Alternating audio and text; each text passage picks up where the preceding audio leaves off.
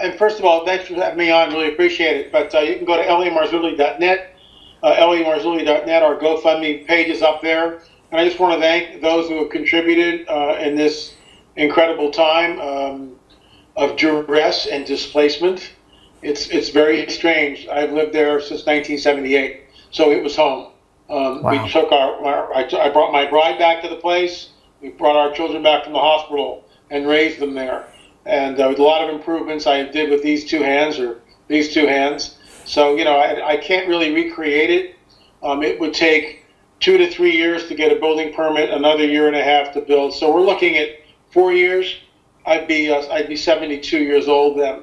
And I just feel like my focus should be on making films, writing books, doing the research. And getting a permit in Los Angeles County is, it's a monumental task. And we've heard all sorts of horror stories, and I don't have the heart for it, to be honest with you. And on top of all, that's all the flesh. But the spirit, I think, honestly, is leading us out of California to more than likely Oklahoma City, near Gary Stearman and Bob Ulrich. I'm in touch with Bob pretty much every day anyway, and Gary and I chat every couple of weeks or whatever. So we're actually looking at houses there and ready to relocate. California pays the highest taxes in the country, state taxes. It's obviously liberal till the cows come home. They've ruined the state, in my opinion. Sanctuary cities, influx of illegal aliens. That has impacted everything, every aspect. MS-13 in LA proper. It's unbelievable. People have no idea what it's like. You can't go anywhere on the weekends on Pacific Coast Highway in the summertime because it's just bumper to bumper traffic. 101 freeway, it's hellacious. So there's a lot I love about the state. I love the climate, and that's what lured me here. I love the mild winters. I love running on the ocean or next to the ocean, and all that is wonderful. But it's like this now, and now with the house being lost, we are going to relocate. So lamarzulli.net, lamarzulli.net will take you right to our website. Books are there, new DVDs out on the Mound Builders, and of course the GoFundMe page. And thanks for those of you who are going to do that in advance. Thank you. I'm excited about this interview, guys, and because those of you that know me already, I don't sensationalize and I don't go down weird roads, but more and more as we have been seeing things that is going on, we've shared with you guys even that we believe that the Vatican may eventually offer their own version of the Messiah as an Antichrist. I believe may end up being as they would say, an alien, a devil, a Nephilim. And so as we have ventured into this, seeing the different scriptures, things that apply, even in the book of Jude, you can find it even in Peter's writings in the Bible, let alone from the book of Enoch and other sources that we look at. There's definitely something very serious going on, and L.A. Marzulli, I was watching when he did his disclosure video on the UFOs, showing Sean Hannity and how Sean Hannity was one of the few that was willing to address the situation. And unfortunately, the world, especially the ministers and all these churches that have the largest audiences to reach the masses, as L.A. pointed out in his own video there, they're not doing it. And I can tell you something, guys, and I haven't said this to you as of yet, but I'm going to say it because I'm here with LA right now and give him the floor. But the intelligence friends that I have in Israel recently wrote me and they said, Steve, he says, look, the ones that are really controlling the whole world right now are those with the 9,000 IQ. Let your imagination do the wondering. LA, please take it away. Let's discuss what you have written about, and so people can get a foothold of what's really going on. Well, again, thanks for having me on. But, it's basically a year ago, pretty much right now, 1 year ago, 2017 in December, on the Tucker Carlson show. Tucker Carlson is a lot of different guests on from all different persuasions, left, right, in between, whatever. And he started off and says, UFOs used to be thought of as or designated to the tinfoil hat brigade conspiracy people. Maybe that shouldn't be so. And then that was his introduction. And then he says, Commander David Fravor is a former F-18 pilot who had an encounter. So he brings on Fravor. So it's Tucker Carlson here and Commander Fravor, 2 screens, but then it shifts to 3 screens. why Fravor was talking about an encounter that he had in, I think it was 2005, right around in there. So it's been a while. And he's flying, and he has contact with, can only be described as a UFO. I mean, visual contact, and he gets it on radar and films the thing. So it's Tucker Carlson here, Commander Fravor there, and right next to Fravor is what was at one time classified footage of the UFO. So they're talking, and the interview lasts typical 5 minutes on Tucker Carlson. You know, the American people have a very short attention span. Click, quick, I'm getting bored, quick. So, you know, and this was riveting because Tucker Carlson said, well, where do you think this thing is from? What do you think this was? And Fravor looks right at the camera and says, from another world. That's disclosure. And Yes. what people don't realize is, how does someone like Commander David Fravor wind up on Tucker Carlson's show in the first place? This guy doesn't have a book, doesn't have a blog, doesn't have a video to sell. I mean, he's essentially a non-entity. No one knows who Commander David Fravor is, with all due respect. They do now because he was on Tucker Carlson's show. But before that, he wasn't, you know, he was just this non-entity that comes on, you know, probably has a great service record, an F-18 pilot, you know, smart guy, had the gift of gab, wasn't camera shy, looked good on camera, and he articulated what he saw. So he was probably handpicked, at least at some level, to break this. The question is, and I drilled down into this in the book and also when I'm speaking publicly, who calls up the producers of Tucker Carlson and says, hey, we want this guy on Fox News primetime, because that's what Tucker is, primetime, to talk about UFO disclosure. And I was flabbergasted when I saw this, speechless. I went, oh my gosh, talking to my wife, Peggy, this is disclosure. It just happened. It's not soft disclosure. This is disclosure. I mean, this is an F-18 pilot with classified film, now declassified, on, you know, it's not on George Norrie's Coast to Coast. It's on Fox News, Tucker Carlson. And I figured my phone would blow up, my email would blow up, flatline. I had one email from a pastor, did you see this? So from that came the quote, the church, the modern church, has a morbid propensity toward ambivalence in regard to the UFO phenomenon. And frankly, it does. It doesn't care. And yet this is the coming great deception, because this, you see, it's complex, and it gets into what the neo-Darwinists are looking at. But Darwinism, classic Darwinism, states that all this just kind of evolved over billions of years randomly. The neo-Darwinists, now that with Watson and Crick's discovery of a deoxyribonucleic acid, a double helix of life, the DNA molecular structure, neo-Darwinists realized that not so fast, citizen. This just didn't happen by chance. There has to be a designer someplace. Even when Ben Stein sits down with one of the premier evolutionists, Darwinists of our time, and says, you know, how do you think it happened? And Richard Dawkins says, well, it could have happened something like this.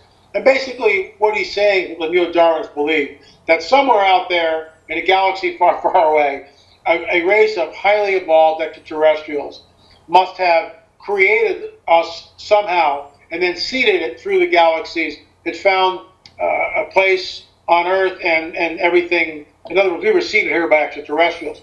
That's what the neo-Darwinists are looking for, and that's what they will embrace. So when they show up, and they're already here, I mean, they're already integrating with our intelligence communities and everything else. I mean, I firmly believe that. The presidents are always kept in the dark because they're not needed to be in the loop. Does the Vatican know? More than likely. But this all ties back into the idea that when they do show up, that's an ultimate game changer. And the $64,000 question is the church still here? And we can argue about that till the cows come home. We won't know. All I know is that from that December interview with on Tucker Carlson with David Fravor until now, about every 2 to 4 weeks on Tucker Carlson, there's been another person come on talking about the UFO phenomenon.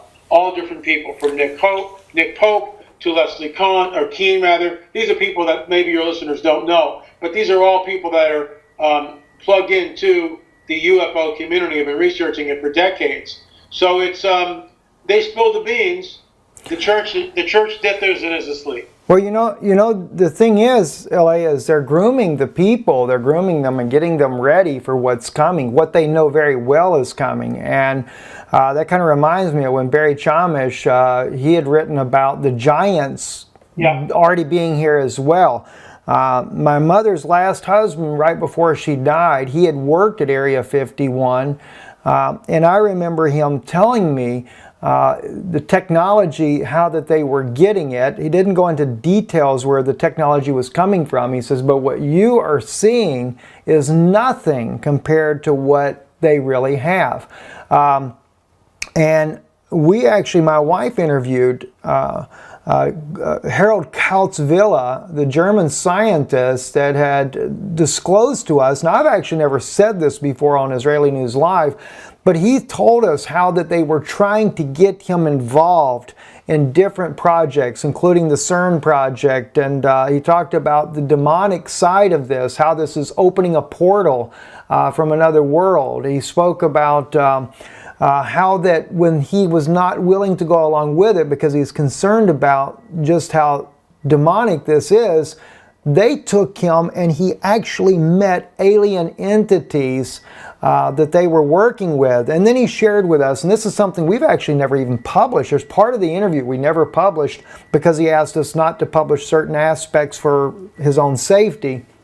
But I can tell you, besides meeting those, he spoke to us about the different governments and different alien entities working with different governments on the planet. And this is one reason why there's infighting amongst themselves over who's going to control what, according to what he shared with us. Go ahead, L.A. We had a whistleblower in our film, actually two whistleblowers in the film, in their own words, UFOs are real. And that's, of course, a shameless plug, but it's available on the website. It's an hour and 37 minutes long. And everybody in the film is a born-again, spirit-filled Christian that, guess what, has had encounters of the first, second, third, and fourth kind.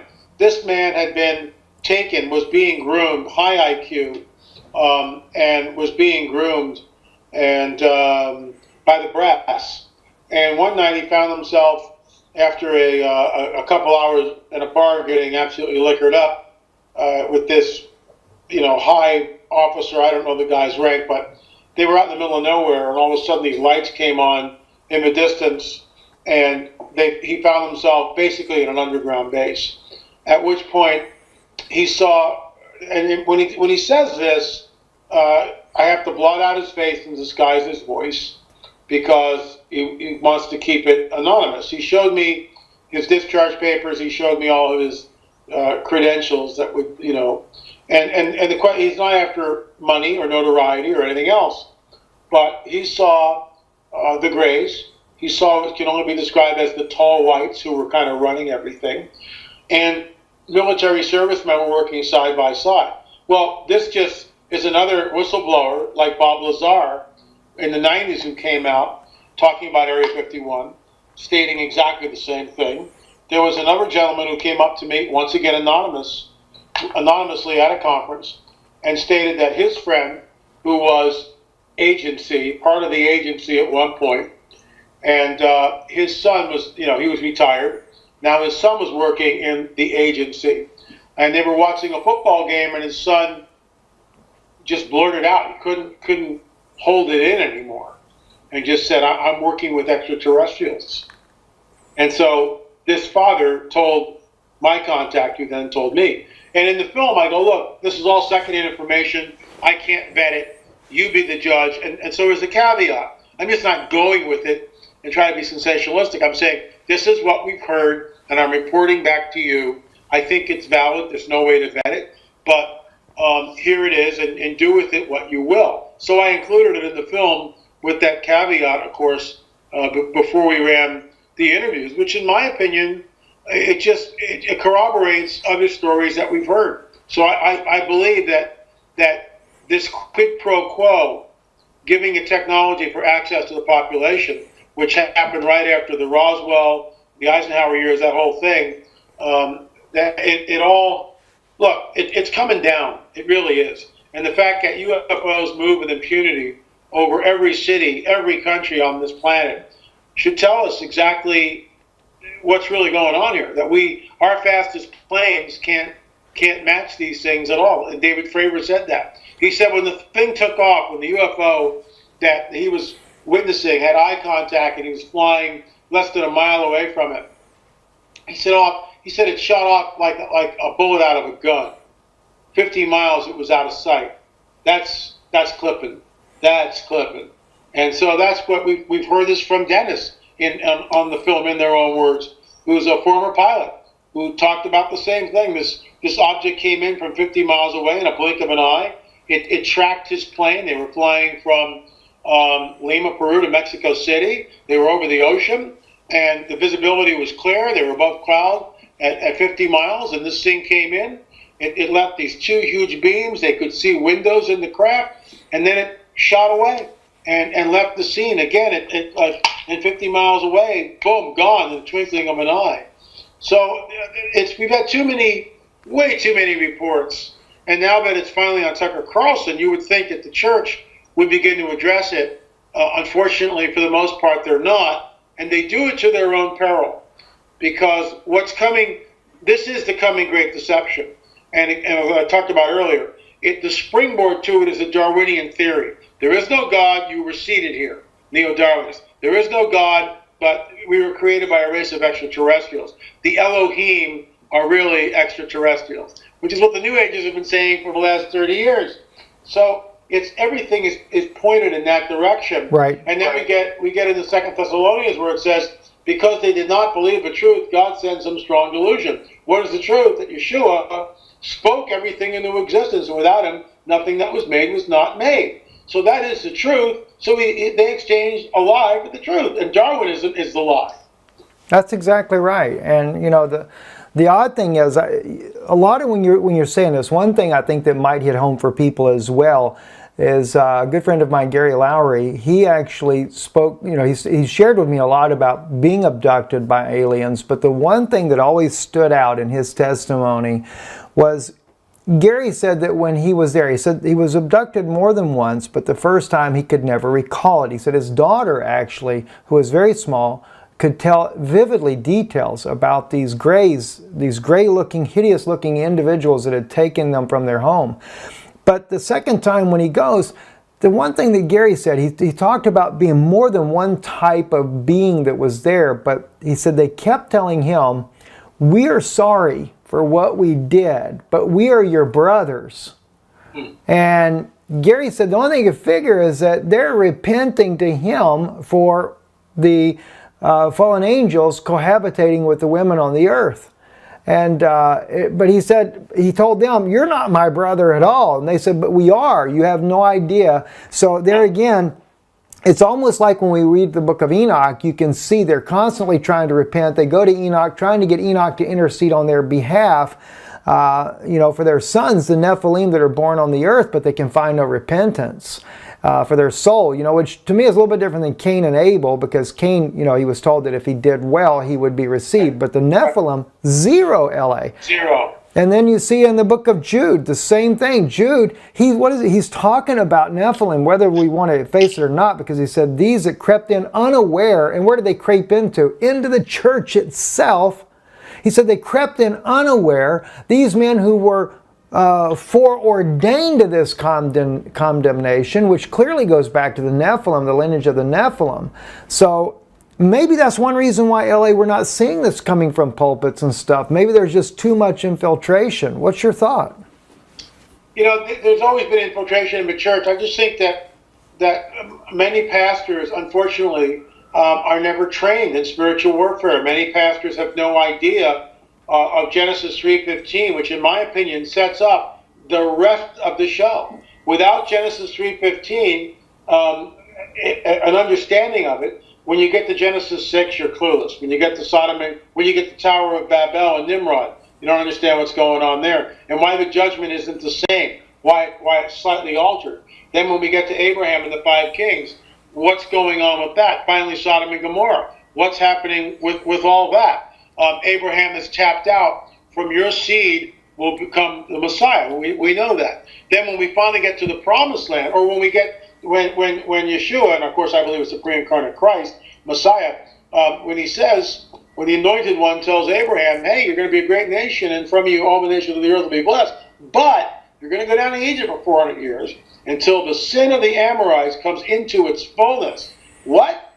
What are we looking at there? And of course, what we realize is the Amorites are a Nephilim tribe, and this is what people don't, and this is exactly the scripture that Richard Dawkins points to, that the God of the Old Testament is a genocidal, homicidal, maniacal, crazed individual that calls for the slaughter of men, women, and children. And he's right, unless you plug in the Nephilim, because what's in the Promised Land are Nephilim tribes. And I wrote about this in the Cosmic Chess Match. It's move, counter move, counter move. There's a reason why they're there. They know that Father, Yehovah wants that. He wants that land. They know that. So they position their forces. I mean, it's strategy. We're in a cosmic war, a cosmic chess match.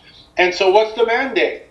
Go out and slay them all, men, women, children, animals, everything, because everything is corrupted. The seed is corrupted. And what's amazing is at Jericho, when the walls go down, and remember, the Israelites aren't doing squat, except blowing trumpets, blowing the shofar. They're not doing anything. When they see that, when the Nephilim that are behind those walls, when they see that, they know the jig's up. They know this is the real God, and word gets out real quick. And this, of course, leads to the diaspora of the Nephilim tribes, where they scatter all over the earth and continue to work their mischief, including what's all over the Americas, which is why we did the Mysterious Mound Builders film. But yeah, I mean, it's very complex. Genesis 3, all that to get back to Genesis 3:15. Serpent, the Nakash, the shining one, is in the garden. Adam and Eve are over here. And, the serpent, what amazes me, and of course it's a 3-hour study, Eve is talking to this thing. She's not afraid of it. She's talking to it. Right. There's a relationship there. And slowly he leads her. It's just not, I don't believe it's a one visit. I believe it's a visit that happened over weeks, months, perhaps years. And this is what he does, the same thing to us. He plants a seed, and we kind of go to it and back, and pretty soon, we're way down the road and we don't even realize how we got there. That's how deceitful he is and what a liar he is. So you got the shining one, the serpent here, Adam and Eve here, Yehovah, or I would say the pre-incarnate Yeshua. Yes, that's right. In my opinion, it's Yeshua that's there, and he points to the serpent and goes, your seed, the serpent's seed, will be at war and enmity with the seed of the woman. He, talking about Messiah, Mashiach, will come and crush your head. You, the serpent, will bruise his heel. That's the whole Bible. The seed of the serpent is a reality. The seed of the woman is a reality. The seed of the woman manifests thousands of years later in Mashiach, in Yeshua. But the seed of the serpent, 3 chapters later, manifests in the Nephilim, which then spread out through the earth, tried to corrupt the genome, because if he can do that, it's checkmate, and he almost succeeds, except for 8 people. Well, I have to tell you, L.A., I had for the longest time thought nobody else ever had caught the part about the deaths of the Nephilim, because that was an argument I had made that to many people that were always saying that, oh wow, gosh, you can't, God is this murderous God. I said, you don't understand.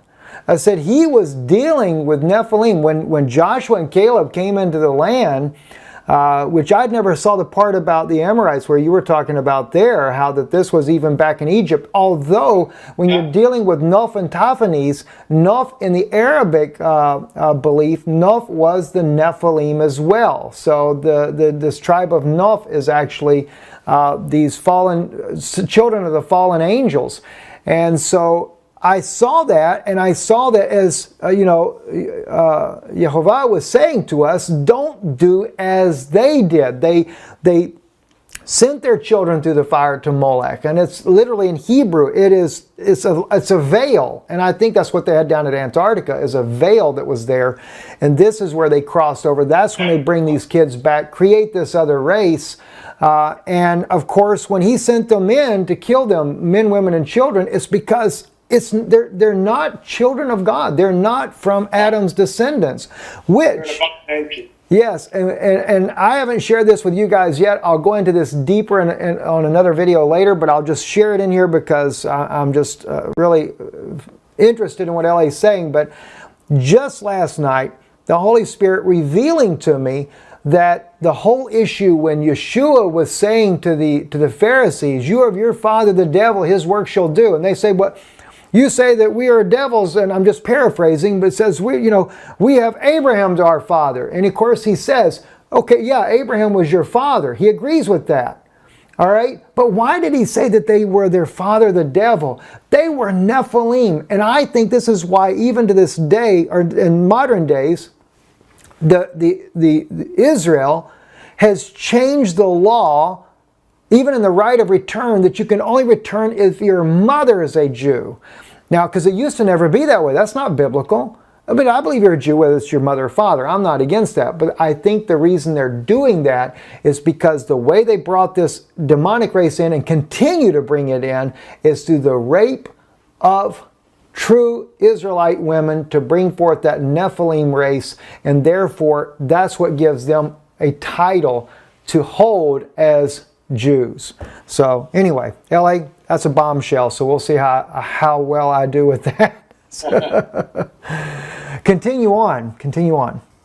Well, I mean, the whole idea of this UFO disclosure, I copied from another book, which I had written, an interview that I did. And so that's cobbled into that because I thought the interview was like really pertinent as to what's going on with abductions. And one of the reasons why I wrote the book, not only was Tucker Carlson, but because we kept hearing from Christians who were being abducted, being taken, and were saying in Jesus' name, stop, wasn't stopping it. And this next part of our little chat here will be very troubling to some people, but I spoke about this at the last few conferences of the year when I was talking about the new book. And while it's very troubling, I think it's reality. And it's this, that Christians are being abducted. They are evoking the name of Jesus, and it's not stopping the abductions the way it used to do 20 or 30, 40 years ago. It's not. Some Christians are getting a slight victory, but there are testimonies in the book. I'll just give you a couple of them. A woman is riding in a car with a friend. They're both Christians. Suddenly there's a flash of light. That's all she remembers. The next thing she awakens, she's in the car, driving the wrong way, 200 miles from where she was. There's 4 hours of missing time. 4 hours of missing time. An elder in a church goes to bed at night. All of a sudden he realizes he's paralyzed. He's being pulled off the bed. The exterior wall of the house is like 6 feet away from the bed. He's now floating over the floor next to the wall. He knows he's going to get sucked out through the wall. He knows you can't do that, but that's what's going to happen because these entities can manipulate space, time, matter, and energy in ways that defy our physics. He finally is able to choke out Jesus' help, and boom, it comes back. He's like a rubber band, so he breaks it. But he calls me the next day, and I grow this guy. You're not off in the bushes. He's not watching porn. He's not having an adulterous affair. I mean, he's a straight shooter. He's an elder in the church, and he's deeply troubled. Why is this happening to me? A woman who has been taken all of her life, has been a Christian, talks about her entire family when she was a little girl and her neighbor's family being marched out by the Greys to a ship in a field across the street. And now she's much older. She's got children of her own, and the children are being abducted. How does that work? And she's a Christian. And she'll say, in the name of Jesus, stop. And they just look at her. And the reason why I think it's going on, this is conjecture on my part, but we are you mentioned Moloch earlier, and I think that was serendipitous on your part, or I should say leading from the Holy Spirit is more like it. But we read in the Tanakh the sacrificing of the children to Moloch and Shemesh and all this stuff. And we recoil at that and say, surely, these people, how could they possibly do something? In the modern world, we are living in a time which is completely unprecedented. And that's because since Roe v. Wade, there are now 1 billion with a B. 1 billion. So people in America, there's 300 million, okay? People in the United States, That's wiping out everybody in the United States over 3 times to get to 1 billion. That's what you're looking at. The entire population of the United States is obliterated 3 times over in order to get to 1 billion people. Mm-hmm. And so 1 billion people have been slaughtered in the abortion mills since Roe v. Wade. And what I've been showing is there's a pathologist that sent me pictures. She worked at a hospital as a pathologist. And so once a year, this is why she became a Christian. So her first year she's interning, and one of the other doctors there, pathologists, go, well, the next week is baby puzzle week. She goes, baby puzzle week? What do you mean? You'll find out. So the next week come and they bring down all these little vials, little boxes, plastic boxes with lids on them that you can see through. And she looks in and I show 2 pictures. I show one of the vials, one of these little containers. It's not a vial, a container with an arm floating in it. And I show all pictures from her gloved hand with a little tiny hand on it, like this. Wow. Severed from the arm, just a hand. And what the baby puzzles were, the babies in the mother's womb were torn apart. That's how they killed them. Right. And Americans don't understand what's going on. And these people who, a woman's right to choose and all this other stuff, they are flipping clueless. And when you sit there and you start showing the pictures, it's indefensible. And anybody who can defend that, can't defend it, because you sit there and you go, this is so barbaric, I can't even believe it. So I show 2 pictures. The life is in the blood.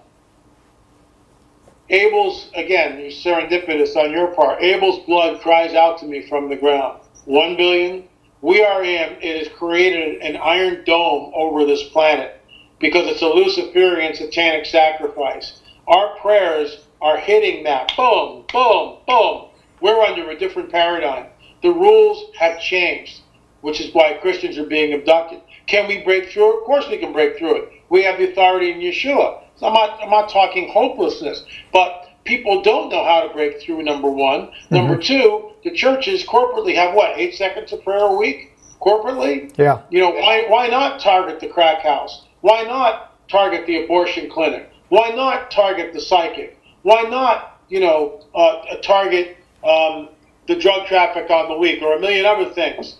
Can you imagine if the church did that every Sunday, how cities would be taken back? Because we're told, the prayers of righteous men and women availeth much. I inserted women because that's who he's talking about. That's right. So it's, can you imagine if a church got together, stopped playing church, instead of reading the morning announcements? Who cares about that? We spent 15 or 20 minutes corporately praying after worship when the gates of, when the doorway to the heavenlies is open anyway.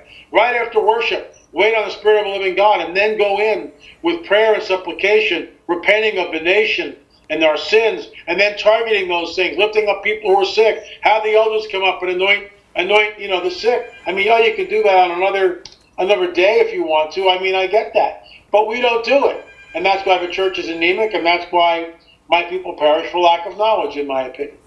That there couldn't have been a better way to express this, LA. Because this is where the problem is. We have gone away completely from prayer life, and this is why the church is in such a tremendous shape that it is. And as you mentioned, the babies that are being murdered, even Israel. Think of this. I've always said to people, I shouldn't say always. I used to be more pro-Zionist, unfortunately, but by the grace of God, He opened my eyes. That if you're going to stand with Israel, stand with those that are believing in Yeshua in Israel, because they're the ones that are persecuted like it was 2,000 years ago. And yet the secular government, we keep cheering the secular government of Israel on right now, but people forget. We've now had 17 gay parades in the streets of Jerusalem. We have changed the abortion law in Israel to match that of the Talmud, which allows the abortion of a 9-month child in the womb up to the last day. It reminds me, LA, of even during the Holocaust, the biggest perpetrator of the death of our own people were the elite Zionist Jews that were going to create the state, when they said, it was Weizmann at the Kastner trial states, well, we had to turn a deaf ear because we needed human sacrifices in order to stay at the table when they divide the rest of the world up. I mean, this is the demonic side of what's going on. And the government of Israel, although there may be some decent people in there, we're just as secular. We're doing no different than the United States government is doing, slaughtering these kids. And it kind of goes back, LA, to the vision that I had. And I don't know if I've ever even shared this with, I think maybe I did share one part of this one time. I seen this being that would change from a human to look like a lizard, and then they were abducting children, and they would take them to this room, and they didn't show me it happening, but I knew, for some reason I knew by an understanding, they were devouring these children, eating them. And then we wonder about all the, besides the abortion, which I felt like the abortion, when it came in back in the, late 60s or something like that, when they made it legalized, this was a type of the same thing in the days of Moses, in the days of Yeshua, when the government went after the children, trying to stop the anointed from coming forth, the word from coming forth. It's the same thing today. The system is set up like it was all those years ago. They're trying to kill and stop the anointed from coming forth so that they can have their own demonic race, I suppose. So, at any rate, Ellie, I know your time is precious and I don't want to hold you too much longer, but if you can say some closing comments, or if you got more to say, we'll continue on. You just let me know. Well, I mean, there's a whole chapter in the book on cattle mutilations from Chuck Zukowski. It's a Q&A, and Chuck's been doing this for decades. He's sort of the go-to guy. Linda Moulton Howe's another one that put it on the map. But, Chuck's in the field, and that's why I chose him. And he was gracious enough to discuss it openly and write about it. This has been going on for decades. Cattle are taken. They are mutilated. Sex organs are cored out. Ovum is taken. Eyeballs are taken out, excised with surgical precision. It is a strange harvest, to use Linda Moulton Howe's words. And it's ongoing, and it continues even today. Something is going on, and it's not good. And the American people, the church, needs to understand that this is the coming great deception. And that's why I talk about it in the book, UFO Disclosure of a 70-Year-Old Cover-Up Exposed. We also talk about Roswell in the book, and this is, I have our colleagues who disagree with me on this, that Roswell was a weather balloon. Look, I've got too many witnesses that I've talked to that were there. Jesse Marcel Jr., that's as close to the event as you can get. His father came back and showed him the wreckage, and it was not of this world. And to think that his father, who was the 509 bomber group's intelligence officer, would somehow mistake wreckage from a downed UFO as a weather balloon, insults the man's intelligence. And so it was a patsy. It was a cover story, the whole deal. I remember talking to a retired Air Force general, and I softened them up with a bunch of softball questions for about 15 or 20 minutes. And without changing my cadence or body position, I just said, well, what was it like when you saw the retrieved bodies from the Roswell 1947 crash? This guy's body language went all off the charts. Now that's anecdotal, I get it. But, we had Colonel Hill's testimony in the film, in their own words, UFOs are real. And Colonel Hill was OSS and was flown into Roswell, and it was basically a deathbed confession given to Jim and Carol Rankin. Deathbed confession that he handled the wreckage. He saw the wreckage. It was shipped to Wright-Patterson, which corroborates everybody's story. Just one more story from another witness. And deathbed confession, he tried to make contact with these entities. They had 6 fingers, not 5. 6 fingers. They had a one-piece jumpsuit, the big heads, the big black almond eyes. I mean, he saw them, and it was a deathbed confession. And a month later, he passed away.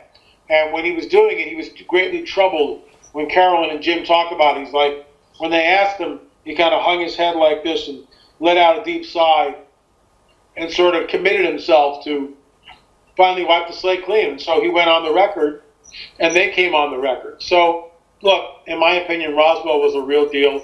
It was a cover-up, and that's why I think that maybe one of the next, they did all the soft disclosure on Tucker Carlson, like we talked about at the beginning of the show. So what's next? I mean, they've had a parade of people come on Tucker Carlson continually talking about the so-called extraterrestrial presence. It would not surprise me in the least if they trotted out some retired general, CIA, Pentagon official, whatever, with actual footage from Roswell and spilled the beans there. I mean, that would be huge. You know what Yes, the American people yes. would go? It'd be like this, flatline. Flatline, that's right. The community would be jumping up and down. Most people could care less. And the reason for this is we are so anesthetized with Star Wars, with Star Trek, and you know, every other sci-fi movie, that when the real thing actually happens, we're desensitized to it. It's not like it was in the 30s with Orson Welles. So the book's available on the website, lamarzulli.net. Arm yourself. Get prepared to what's coming. My gosh, this is a life-changing event.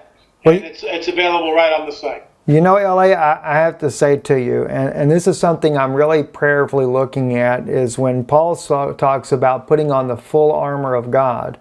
And then he goes in, especially the helmet of salvation. I have a feeling there's more to it than meets the eye. I really do. I think that he was trying to give us a message for what would come in this time that we're living in now. And no doubt what they dealt with then.